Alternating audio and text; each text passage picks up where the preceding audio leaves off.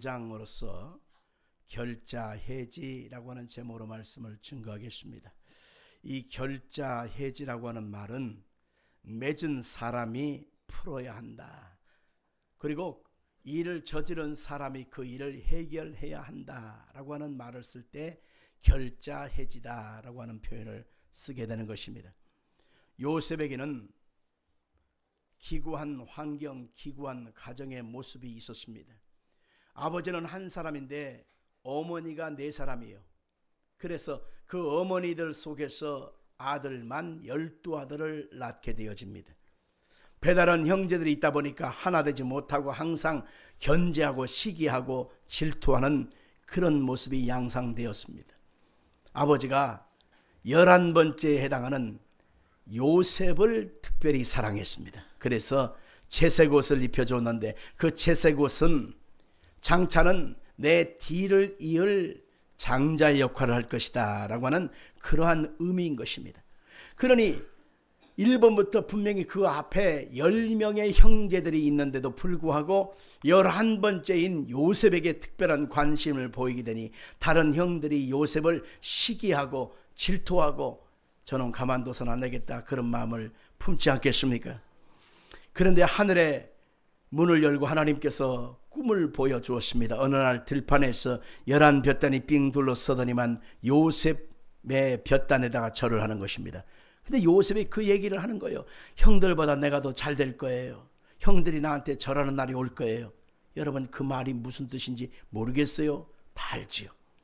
여러분 가만둬서는 안 되겠다 싶은데 얼마 지 않아서 똑같은 꿈을 꾸는데 하늘의 11볕단 11별들과 그 다음에 하늘의 해와 달이 가운데 서 있는 요셉의 별한테 저를 또 꾸벅하는 것입니다. 또 그 얘기를 하니까 형들이 이면 진짜 가만둬서는 안 되겠다 싶어가지고 들판에 혼자 있을 때에 그 요셉을 들어서 구덩이에 던져 넣어버립니다. 죽어버리라 이거죠. 결단코 네 꿈대로는 되지 않을 것이다. 그런데 그 형들 중에 유다라고 하는 형이 차라리 죽이지 말고 애굽한테 팔아버립시다. 해서 인신매매로 팔아버립니다. 그 상황에서 요셉의 인생은 갑자기 예기치 못한 상황으로 자꾸 인생이 얽혀 들어가는 것입니다. 요셉의 인생이 그냥 캄캄한 터널을 통과해 가는 것입니다. 종으로 팔려서 11년간을 고생하게 되고 누명을 써서 감옥살이 들어가서 2년을 썩게 되었어요. 그래서 요셉의 인생이 그것으로 끝난 것으로 알았는데 하나님께서는 때를 이루셔서 애굽의 왕이었던 바로 왕이 꿈을 꾸게 돼요. 그 7년 풍년, 7년 흉년을 상징하는 그 꿈을 해석할 자가 없는데 요셉이 그 꿈을 해석하게 되었습니다. 그러자 요셉을 들어서 바로 왕이 자기 바로 밑에 있는 국무총리의 자리에다가 요셉을 딱 앉혀주게 됐어요. 하나님께서 약속하신 때가 이르게 됐습니다. 7년 풍년이 지나가고 7년 흉년의 때가 들어오니까 온 세상에 먹을 것이 없고 곡식이 끊어지니까 애굽에 곡식이 있다고 하는 소식을 듣고 형들이 곡식을 사러 드디어 애굽으로 오게 됐고 저 높은 국무총리의 자리에 요셉이 앉아있는데도 불구하고 그 요셉이 자기 동생인 줄을 알지 못했습니다. 얽혀있는 그들의 감정, 그들의 사이가 누구도 해결할 수가 없었어요. 그 형들이 억지로 그 모습을 연출했기 때문에 형들이 풀어줘야 되는데 형들은 지금 풀만한 능력도 없고 힘도 없고 방법도 알 수 없었어요. 그런데 하나님께서 요셉과 그 형들과의 관계 속에 하나님이 개입해 주십니다. 하나님이 역사해 주십니다. 얽혀있는 그들의 감정의 실타래를 풀어주시고 용서와 화해가 이루어지게 하십니다. 그리고 쓸쓸한 탄식과 눈물과 한숨이 뒤얽혀있는 그 가정 속에 드디어 기쁨으로 충만하고 웃음이 충만한 가정으로 화목된 가정으로 하나님이 풀어주셨다고 하는 내용이 오늘 본문의 내용인 것입니다. 그들은 결자 해지할 능력이 없었습니다.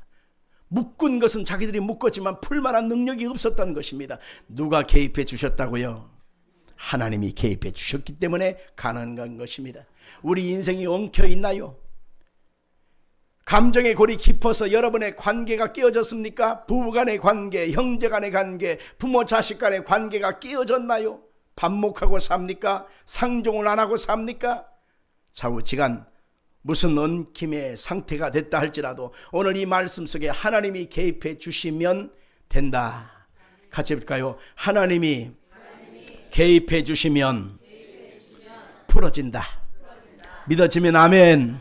하나님이 내 인생에 개입해 주시면 풀어진다고 하는 이 말씀이 오늘 본문 창세기 43장 1절로 15절 전반부에 나오게 되어집니다. 자, 우리 한번 1절과 2절의 말씀을 같이 한번 읽겠습니다. 그 땅에 기근이 심하고 그들이 애굽에서 가져온 곡식을 다 먹음에 그 아버지가 그들에게 이르되 다시 가서 우리를 위하여 양식을 조금 사오라. 아멘. 여기에서 심하고 그 땅의 기근이 심하고 라고 하는 것은 카베드라고 하는 말인데 무겁다, 힘들다, 고통스럽다 라고 하는 것입니다. 하나님께서 그 가정 속에 기근이 심하게 되어서 더 이상 어떻게 해볼 방법이 없을 지경에 이르게 됐다라고 하는 것으로 볼 수가 있는 건데, 이것은 하나님께 항복할 수밖에 없는 바로 그런 지경이 되었다고 하는 것입니다. 우리 인생 속에 기근이 닥치는 것이 뭐가 좋겠습니까? 농작물, 우리가 삶을 살아갈 때 우리의 사업장, 우리의 가정, 우리의 형편이 기근이 들었다고 하는 것이 누가 좋을 수가 있겠어요? 그런데 그 기근은 곧 누구의 시작이냐? 하나님의 시작이 되어졌다라고 하는 것입니다. 항복할 수밖에 없는 환경, 항복할 수밖에 없는 상황이 되었지만은 결국 그것이 하나님의 은총의 시작이요 축복의 시작이라는 것을 우리가 한번 믿음의 눈으로 바라볼 필요가 있는 것입니다. 누가복음 15장에 보니까 탕자의 비유가 나오잖아요. 아버지의 분깃을 받아서 먼 나라에 가버립니다. 허랑방탕에서 다 날려버리고 마침내 빈털터리가 되고 말았습니다. 마침 그 땅에 기근이 들어서 먹고 살 길도 없고 직장을 들어갈 길도 없어서 돼지치기가 되었습니다. 돼지와 함께 쥐염 열매를 먹으면서 나눠 먹으면서 내 꼴이 뭐냐? 자기 자신의 정체성을 생각해 봅니다. 내가 어찌하여 이곳까지 오게 되고 내가 이곳에서 내가 곧 죽는 거 아닌가? 내가 어찌해야 살 것인가 생각해 보니까 모든 것이 원인에서 출발합니다. 아하, 하나님에게서 내가 너무 멀리 왔구나. 하나님 말씀에서 너무 내가 불순종하여 살았구나. 그것을 깨닫고 나서 살 길은 아버지께 가야만 이 기근에서 살 길을 얻을 수가 있겠구나. 그래서 그가 아버지께로 돌아옵니다. 아버지께 엎드립니다. 내가 하늘과 아버지께 죄를 지었으니 다시는 아버지의 아들이라 일컬음을 감당할 수가 없습니다. 품꾼의 하나로 여겨주세요 하는 순간에 아버지가 그를 끌어안습니다. 그리고 그를 꽉 껴안고 나서 이 아들을 내가 살려야 되겠다는 것이죠. 더러운 옷을 벗기고 새 옷을 입습니다. 그리고 손에 가락지를 끼워줍니다. 새 신발도 신겨줍니다. 살찐 송아지를 끌어다가 잡고 사람들에게 공포합니다. 이 내 아들은 죽었다가 살았고 잃어버렸지만 다시 찾았으니 내가 기뻐한다는 것입니다. 은혜의 시작이 되었습니다.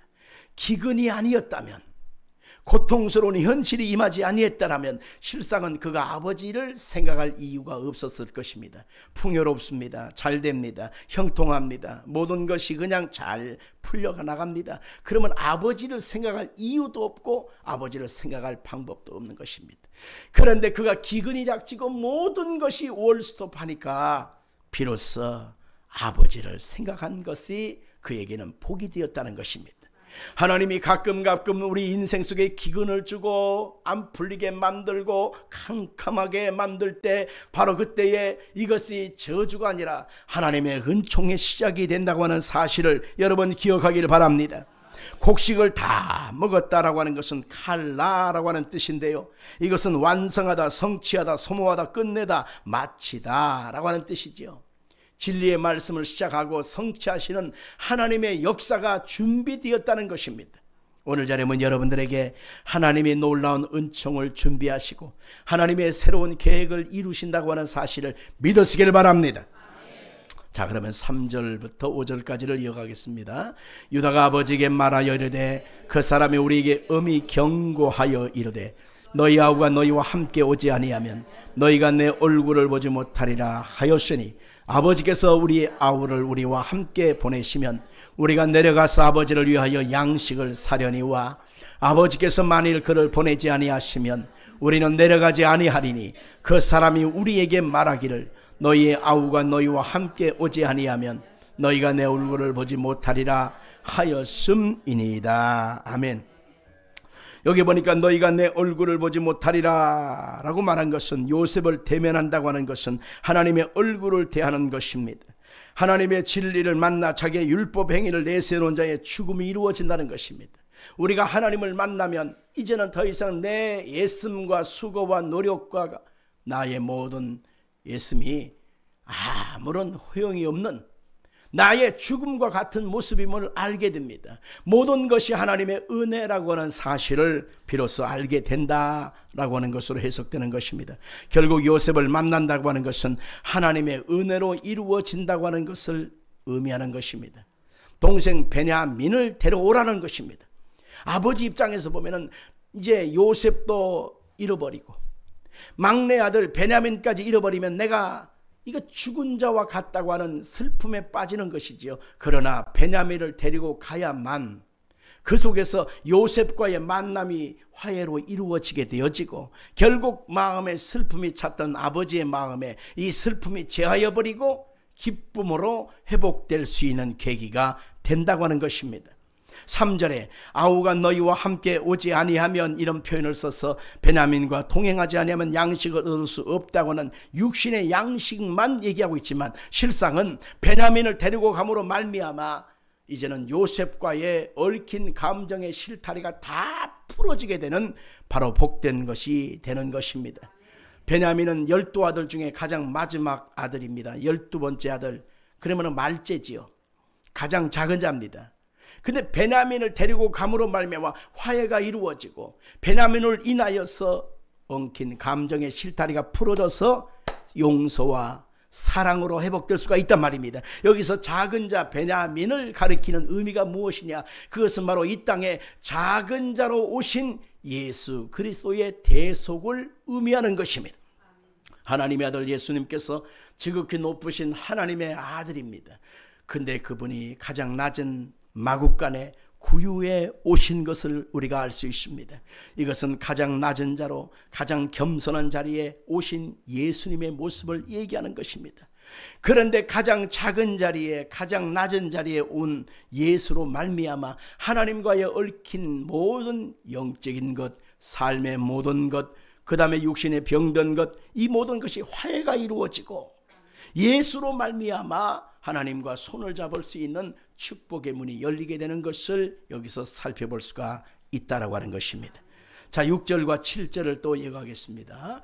이스라엘이 이르되 너희가 어찌하여 너희에게 또 다른 아우가 있다고 그 사람에게 말하여 나를 괴롭게 하였느냐? 그들이 이르되 그 사람이 우리와 우리의 친족에 대하여 자세히 질문하여 이르기를 너희 아버지가 살아 계시느냐? 너희에게 아우가 있느냐 하기로 그 묻는 말에 따라 그에게 대답한 것이니 그가 너희의 아우를 데리고 데려오라 한 줄을 우리가 어찌 알았으리까? 베냐민을 내어주고자 할 때에 여기에서 이스라엘이라고 그 아버지 이름을 부릅니다. 야곱이라고 하는 이름을 부르지 않고 이스라엘이 이르되 라고 시작하고 있다는 거죠. 이것이 바로 무슨 의미일까요? 이것은 야곱이 죽고 이스라엘로 변화됨으로 말미암아 하나님과의 관계가 회복된 모습이 아니겠습니까? 그런 것처럼 오늘 본문의 시작 속에 이스라엘이 이르되 라고 표현한 것은 하나님의 언약 속에서 이것이 이루어지게 된다고 하는 것입니다. 우리가 예수 그리스도를 믿음으로 말미암아 우리의 이름 앞에 복된 호칭이 하나 생겼지요. 뭐예요? 성도라고 하는 것입니다. 같이 합시다. 성도. 이 성도라고 하는 것은 크리스찬, 그리스도인이라고 하는 이름으로 해석될 수가 있는데 예수를 믿음으로 우리의 옛사람, 사망의 이름, 지옥의 자식들, 마귀의 종자들이라고 하는 이 부끄럽고 추한 이름을 다 씻어버리고 예수를 믿으면 우리가 크리스찬, 예수 믿는 사람, 성도가 되어진단 말입니다. 하늘나라 백성이 되었다는 것입니다. 인정하시면 아멘. 그래서 우리가 예수를 믿는 사람, 크리스찬 성도가 되었기 때문에 하나님이 우리를 향한 관심과 지대한 사랑은 끊어지지가 않는 것입니다. 우리가 그리스도 예수의 사람이 되었기 때문에 하나님이 오늘도 우리를 지켜보고 계시고 우리의 인생길 속에 동행해 주시고 우리의 앞길 속에 하나님의 예비된 뜻을 이루어 주시는 것입니다. 자, 넘어가십시다. 8절로 10절입니다. 시작. 유다가 그의 아버지 이스라엘이 이르되 저 아이를 나와 함께 보내시면 우리가 곧 가리니 그러면 우리와 우리 아버지와 우리 어린 아이들이 다 살고 죽지 아니하리이다. 내가 그를 위하여 담보가 되오리니 아버지께서 내 손에서 그를 찾으소서. 내가 만일 그를 아버지께 데려다가 아버지 앞에 두지 아니하면 내가 영원히 죄를 지리이다. 우리가 지체하지 아니하였더라면 벌써 2번 갔다 왔으리이다. 아멘. 큰아들 루벤이 2 아들을 담보로 내세우게 됩니다. 아버지, 베냐민을 꼭 데려오겠어요. 만약 그리하지 않으면 내 2 아들을 책임지소서. 아버지 임의대로 하소서. 내 아들들을 걸고 내가 약속하겠습니다 라고 말하는 이 루벤의 그 모습 속에, 고백 속에서 우리는 뭘 보냐면 그만큼 이 루벤이라고 하는 사람이 하나님의 약속으로 변화되어졌다라고 하는 것을 의미하는 것입니다. 우리가 예수를 믿고 하나님의 백성이 되어지면 우리가 예수의 약속과 말씀을 믿기 때문에 우리의 삶을 그만큼 의탁하는 것입니다. 형통도 하나님의 손에 있고 안 되는 것도 하나님의 손에 있고 잘 되는 것도 하나님의 손에 있고 불통이 되어져도 하나님의 손에 있어서 이 모든 것이 하나님이 주관하신다고 하는 사실을 인정하고 우리가 믿지 않겠습니까? 바로 이런 것과 같은 것입니다. 그러자마자 4번째 아들을 유다가 딱 나섭니다. 아버지, 만약에 베냐민 그 막내 동생을 데려오지 아니하면, 살려서 데리고 오지 아니하면 차라리 내 목숨을 취하소서, 나를 취하소서, 이렇게 말하면서 자기 목숨을 대속물로 내어놓게 되는 것입니다. 여기서 우리는 큰아들 루벤이 상징하는 바가 뭐냐? 율법을 상징하고, 그 다음에 넷째 아들 유다가 상징하는 바가 뭐냐? 그것이 바로 복음이라고 하는 것입니다. 우리가 율법적인 속성 속에서 우리가 옛사람이 죽고 그리고 복음 안에서 새 생명으로 태어나는 모습처럼 우리가 예수 안에서 죽고 예수 안에서 살아나는 복된 믿음의 사람으로 변화되어지는 것을 여기서 말하고 있는 것입니다. 그래서 바울 사도는 고린도전서 15장 45절부터 46절까지를 가리켜서 첫 번째 사람 아담은 산 영이지만 죄를 짓고 죽었잖아요. 근데 2번째 아담으로 오신 예수님은 우리를 살려주시는 영으로 오셨다는 것이요. 그래서 살려주시는 자 예수 안에서 우리가 새 생명을 얻게 되었다고 하는 것입니다. 한번 읽어볼까요? 시작. 기록된 바 첫사람 아담은 생명이 되었다 함과 같이 마지막 아담은 살려주는 영이 되었나니 그러나 먼저는 신령한 사람이 아니요 육의 사람이요 그 다음에 신령한 사람이니라. 아멘. 우리가 그리스도 예수 안에서 이전 것은 지나갔습니다. 그러나 예수님 안에서 부활과 함께 새 생명을 얻게 되었기 때문에 이전 것은 지나갔으니 보라 새 것이 되었도다 라고 하면서 우리가 예수 안에서의 복된 생명을 우리가 누릴 수가 있게 됐다는 것입니다. 지금 당장이라도 오늘 저녁이라도 하나님이 나의 이름을 부르면서 아무개야 가자 할지라도 우리는 두려워하지 않습니다. 환경의 어떤 위험과 고난과 핍박과 적신과 고통이 다가와도 우리는 거기에 마음 뺏기지 않습니다. 왜냐하면 예수 그리스도와 함께하기 때문인 것입니다. 예수님과 함께하는 주의 백성이 되었기 때문에 우리는 영원한 하늘나라에 대한 소망 속에 어떤 것도 이겨나갈 수가 있는 것입니다. 자, 11절로 15절로 이어가겠습니다. 시작.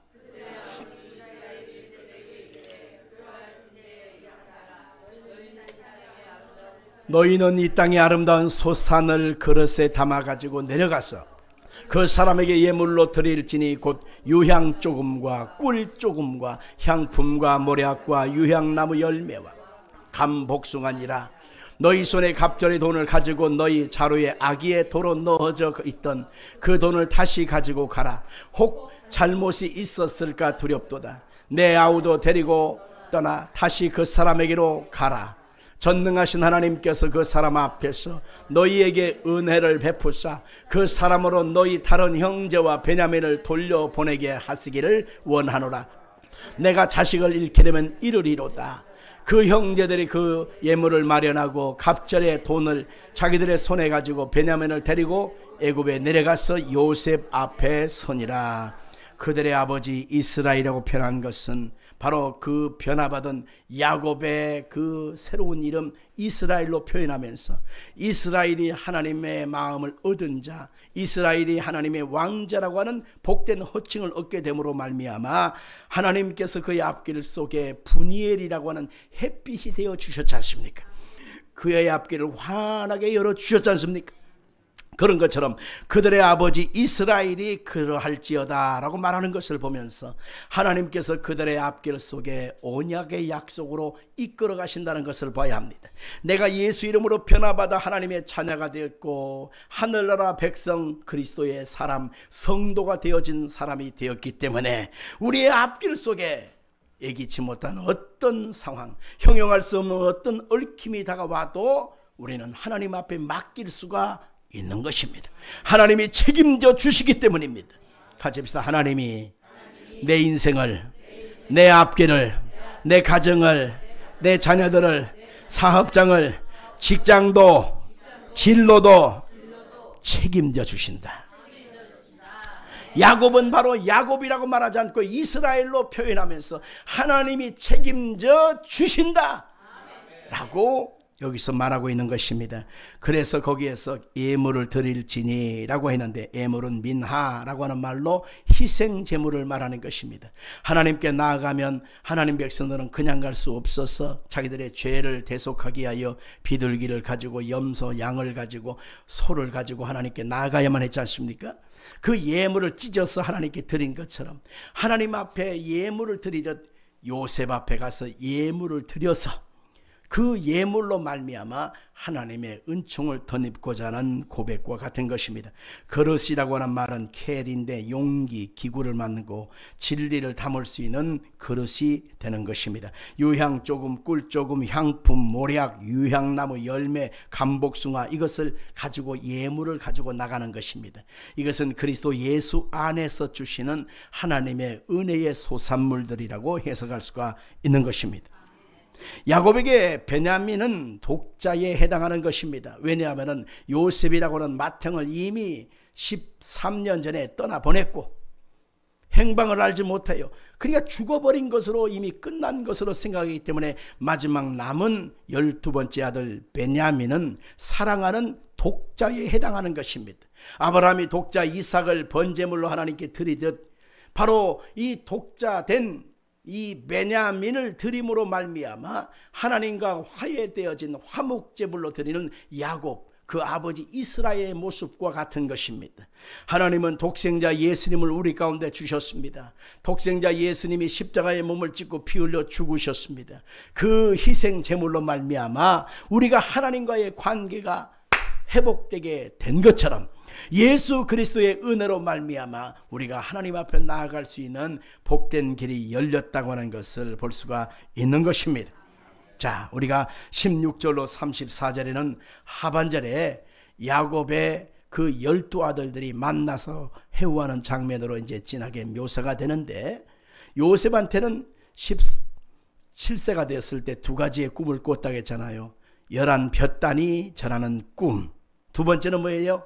하늘의 11별과 해와 달이 절하는 꿈을 꿨잖아요. 근데 처음 꿈이었던 11볕단이 절하는 꿈은 이미 해석되어지고 이미 이루어졌어요. 아직 남은 게 뭐예요? 11별이 절하는 꿈, 해와 달과 이 별들이 우주가 절하는 꿈을 이제는 이루어지는 것이 아직 하나 남았거든요. 그래서 오늘 하반절에는 바로 하나님이 두 번째 꾸은 해와 달과 별들이 절하는 꿈을 여기서 이루어져 가는 것을 볼 수가 있는 것입니다. 자, 16절 한번 읽어볼까요? 16절 시작. 요셉은 베냐민이 그들과 함께 있음을 보고 자기의 청지기에 이르되 이 사람들을 집으로 인도해 드리고 짐승을 잡고 준비하라. 이 사람들이 정오에 나와 함께 먹을 것이니라. 청지기라고 하는 말로 쓰였습니다. 청지기에게 이르되, 그리고 그 사람한테 주문을 시킨 거예요. 이 청지기는 요셉의 손발이 되어 요셉의 입이 되어서 요셉을 위하여 일하는 심부름꾼을 의미하는 것이지요. 그런데 이 사람이 그의 집 위에 있는 자라고 하는 뜻으로 해석되는 것입니다. 그의 집 위에 있는 자, 그가 바로 청지기라는 것입니다. 가장 높은 곳에는 누가 살지요? 바로 왕이 삽니다. 그 밑에는 누가 살지요? 요셉이 살지요. 그리고 애굽의 수많은 군관들, 모든 장관들은 다 그 밑에 살고 일반 백성들은 저 밑에 사는 것입니다. 그래서 옛날이나 지금이나 높은 아파트를 선호하는 이유가 바로 뭐냐? 위에서 내려다보는 재미. 모르시죠? 밑에서 항상 우리는 위에를 쳐다보고 살아가는 어떤 그런 상황에서 얽매여 있으니까 그 재미를 모르거든요. 근데 오늘날 아파트 하면 높은 아파트를 좋아합니다. 저 잠실에 그 롯데 올드타워에 있는 제일 높은 스카이빌이 있잖아요. 거기에 위에 올라가서 밑에를 내려다보면은 웬만한 건 다 보입니다. 전부 다 어유 차가 기어가네, 아이고 막혔네, 한강이 보이네. 해가 좋고 날씨가 좋은 날이면 저 인천 아파트가 이제 보입니다. 그러니까 높은 데서 밑에를 이렇게 내려다보는, 아래를 내려다보는 그런 재미가 있기 때문에 높은 데를 수용하는 것입니다. 그렇잖아요? 바로 똑같은 것을 의미하는 것입니다. 요셉은 높은 곳에 있었던 사람입니다. 이것은 바로 무엇을 상징하냐면 높고 높은 곳에 계시는 하나님의 임재를 상징하는 것입니다.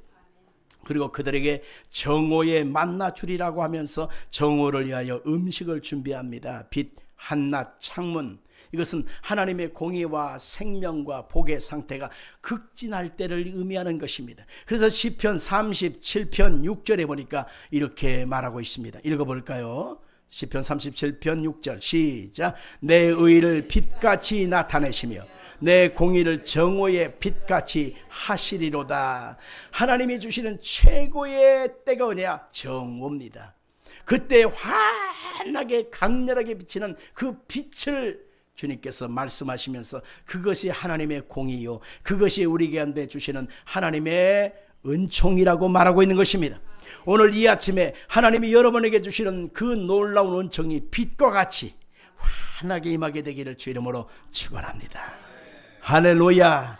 17절로 22절로 이어가겠습니다. 시작. 청지기가 요셉의 명도하여 그 사람들을 요셉의 집으로 인도하니 그 사람들이 요셉의 집으로 인도되매 두려워 이르되 전번에 우리 자루에 들어있던 돈의 일로 우리가 끌려드는도다. 이는 우리를 억류하고 달려들어 우리를 잡아 노예로 삼고 우리의 나귀를 빼앗으려 함이로다 하고 그들이 요셉의 집 청지기에게 가까이 나아가 그 집 문 앞에서 그에게 말하여 이르되 내 주여 우리가 전번에 내려와서 양식을 사가지고 여관에 이르러 자루를 풀어본즉 각 사람의 돈이 전에 그대로 자루 아기에 있기로 우리가 도로 가져왔고 양식 살 다른 돈도 우리가 가지고 내려왔나이다. 우리의 돈을 우리 자루에 넣은 자라 누구든지 우리가 알지 못하나이다. 자, 여기에서 우리는 요셉의 명령대로 형제들이 지금 아름다운 은혜를 얻게 하여 성전에 와 있는 것으로 해석될 수가 있습니다. 그들은 율법의 종교적인 생활이었기 때문에 하나님 앞에 의의를 내세울 수가 없는 것입니다. 자기의 의의를 가지고 자기의 공로를 가지고 자기의 예수의 흔적을 가지고 자기가 모아놓은 어떤 것을 가지고 나왔어요. 그런데 요셉이 그들이 가져왔던 곡식 살려고 하는 그 돈을 받아서 챙기지 아니하고 그 돈을 각자의 자루에다가 도로 쏙 집어넣어서 그대로 보냅니다. 그들이 주막에 이르러서 그 자루를 풀어보니까 그 돈이 그대로 거기에 있는 거예요. 아이고야, 이게 뭐냐? 우리를 도둑놈으로 생각하고 우리를 나중에 큰 화를 미치려고 이렇게 한 게 아니냐? 우리는 도둑놈이 아니고 정탐꾼이 아닌데 이게 어찌된 일인가 두려워 떨고 있었는데 요셉 입장에서는 왜 곡식값을 받지 아니하고 자루 속에 그 돈을 도로 넣어 보냈느냐, 이것을 우리가 여기서 해석될 수가 있는 것입니다. 여러분들, 하나님이 주시는 구원, 영생, 생명, 천국, 은혜는 하나님이 주시는 선물입니다. 할렐루야. 나의 예씀과 수고로 바꿔진 그 결과가 아닌 것입니다. 나는 한 것 없어요. 내세울 것 없습니다. 나는 공로 아무것도 없는데 하나님의 아들 예수님이 나를 위하여 십자가에 몸을 찢고 피 흘려 죽으셔서 죄값을 청산하시고 나는 그 공로를 믿기만 한 것밖에 없는데 하나님이 우리 가운데 주신 선물이라고 말하고 있는 것입니다. 그래서 로마서 10장 9절과 10절에 보니까 내가 만일 예수를 나의 주라고 고백하고 십자가에서 죽었다가 부활하신 것을 내 마음에 믿으면 구원을 받으리니 히브리인이나 헬라인이나 차별이 없느니라. 누구든지 주의 이름을 부르는 자는 구원함을 얻으리로다 라고 말하고 있습니다. 복음의 은혜는 공짜로 주는 것이지 돈 주고 값 주고 내가 산 것이 아닌 것입니다. 어떤 사람은 착각합니다. 내가 봉사를 많이 했으니까 구원받을 거야. 나는 착한 일을 많이 했으니까 하나님께 의롭게 될 수 있을 거야. 여러분, 아니올시다. 하나님이 주시는 놀라운 은혜, 놀라운 사랑, 영생, 구원, 죄사함은 우리의 공로가 아닌 하나님의 아들 예수님이 십자가의 대속제물 되어 주심으로 우리 가운데 거저 주시는, 따라합시다, 선물이다. 선물이다. 선물과 뇌물은 달라요. 뇌물은 내가 무언가를 얻고자 하여 그냥 한번 잘 봐줘요 이러면서 드리는 것이 뇌물이에요. 그러나 하나님 앞에서 우리가 하나님이 주시는 것은 아무 공로 없지만 나의 애씀과 수고의 흔적이 없지만 하나님이 우리 가운데 거저 주시는 선물인 것입니다. 믿음도 선물이요, 은혜도 선물이요, 천국도 선물이요, 영생도 선물이요, 하나님의 자녀가 되는 것도 선물이라고 말하고 있는 것입니다. 그래서 우리는 하나님의 선물 주신 것을 기억하여 그 은혜에 감사하고 그 은혜에 합당한 열매를 맺고 사는 것이지, 영생을 얻게 하여 뭔가 대가를 치르고자 하는 것은 종교를 가진 자들의 모습과 같은 것입니다. 종교를 가진 자들은 끊임없이 나의 예씀과 수고의 대가를 통해서 내가 무언가를 얻고자 하는 것이 이 세상의 종교인들인 것입니다. 그러나 우리는 종교인이 아닙니다. 예수를 믿는 믿음의 사람, 신앙의 사람들은 거저 하나님이 주시는 선물을 받는 것입니다. 아멘 합시다. 그래서 이 선물을 받은 자는 하나님의 은혜에 대한 감사, 또 감사, 또 감사, 감사하면서 우리는 사는 것입니다. 아멘 합시다. 23절로 24절 또 읽어볼까요? 시작. 그가 이르되 너희는 안심하라, 두려워하지 말라. 너희 하나님 너희 아버지 하나님이 재물을 너희 자루에 넣어 너희에게 주신 것이니라. 너희 돈은 이미 받았느니라 하고 시몬을 그들에게로 이끌어내고 그들을 요셉의 집으로 인도하여 물을 주어 발을 씻게 하며 그들의 나귀에게 먹이를 주었더라. 23절을 다시 한번 펼쳐보면 분명히 요셉이 사람을 시켜서 형들의 자루에다가 그 곡식 살라고 온 그 모든 돈들을 집어 넣어줬거든요.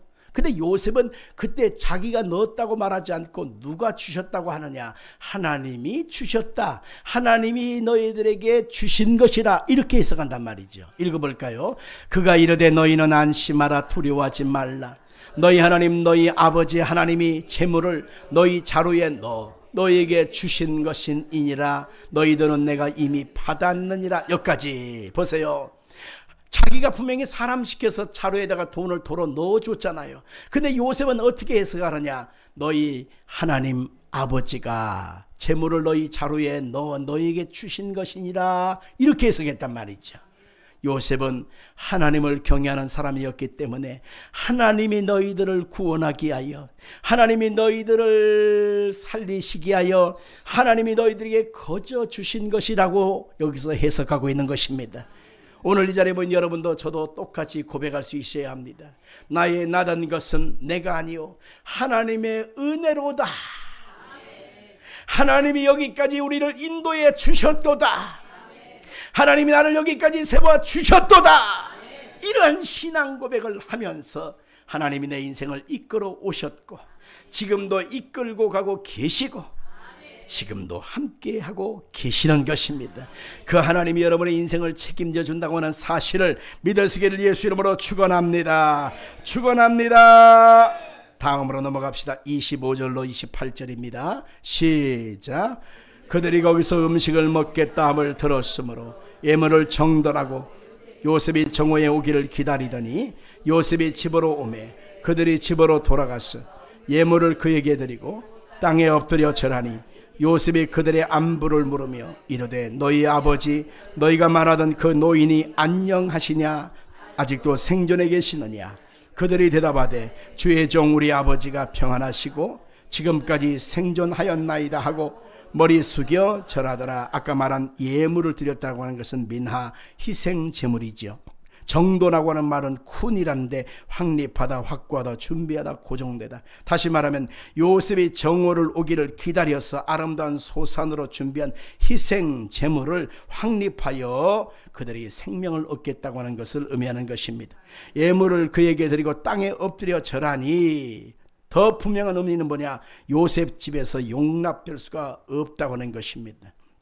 하나님께서 그들의 인생 속에 지금까지 함께 해주셨기 때문에 예물을 받으시고 그리고 우리의 인생 속에 확립해 주실 분은 하나님이시기 때문인 것입니다. 요셉이 여기서 묻습니다. 너희 아버지 너희가 말하던 그 노인이 안녕하시냐 아직도 생존해 계시느냐 라고. 그 노인은 자기 아버지를 가리키죠.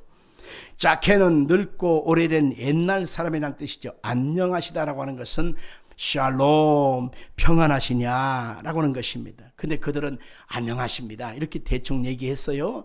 그런데 실상은 자기 사랑하는 아들 요셉도 잃어버리고 막내 아들 사랑하는 베냐민도 잃어버리는데 그 아버지 마음이 지금 평안하겠어요? 행복하겠어요? 기쁘겠어요? 그런데 그 형들은 그것을 오해를 하고 또 잘못 해석해서 평안합니다 라고 대충 얘기했다는 것이죠.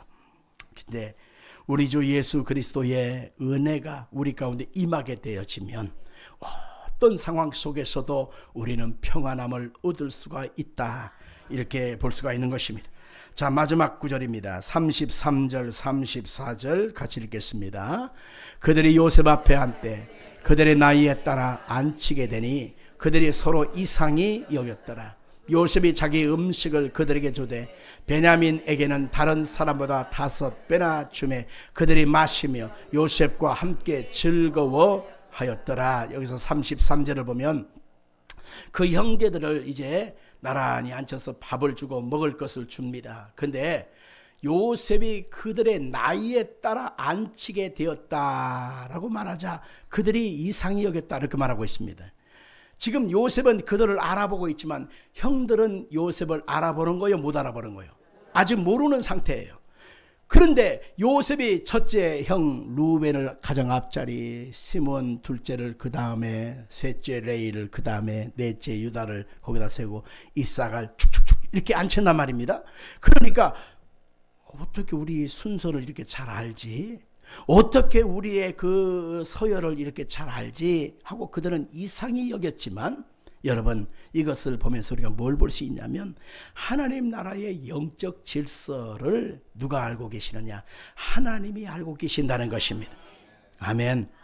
근데 성경에 보니까 먼저 된 자가 나중되고 나중된 자가 먼저 되는 경우도 있다고 말하고 있습니다.